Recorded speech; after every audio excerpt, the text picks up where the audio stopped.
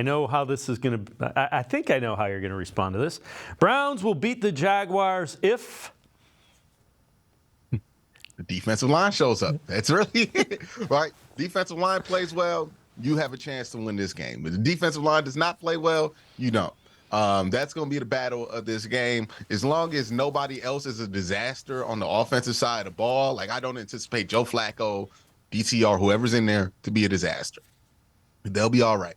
If you don't get a disaster game from the quarterback position, it's going to come down to the defensive line. And the defensive line is going to win you this game. It's going to lose you this game. It's the heart of this team. It's everything that this team is around. The team wins games this year based on defensive line performances, right? When we've come back here and talked about how great the defensive line is and how great they played, it's not usually in a loss. Almost every win. No, actually, every win, we've talked about that, right? Oh, the defensive line had a great performance and all this stuff.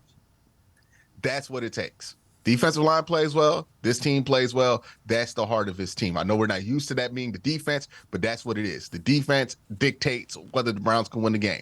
There hasn't been a single game where the Browns won in spite of their defensive line this year. Ain't been one, right? All right, let me throw this out at you. Cincinnati with Jake Browning, backup quarterback, had 491 yards of offense Monday night against the Jaguars.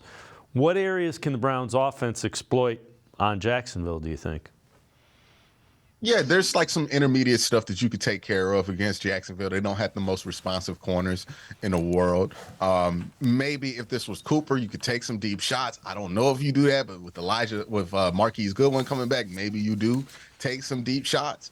But it's going to be a rainy, windy game. It's going to be kind of a messy one to play in. I wouldn't expect to throw for 491 yards of total offense, right? Or have Joe Flacco be over 300.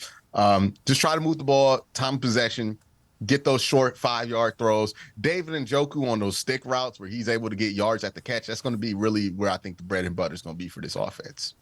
The other thing is the Bengals were able to move them off the line of scrimmage up front. Interior defensive line.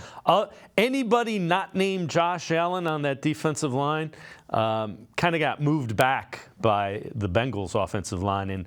And the Browns' interior offensive line, it's better than the Bengals. Yeah, they might be able to run the ball. This might be a big Kareem Hunt day where you just ask somebody to go north-south or ask Jerome Ford to go north-south. That might be a big point into it, too.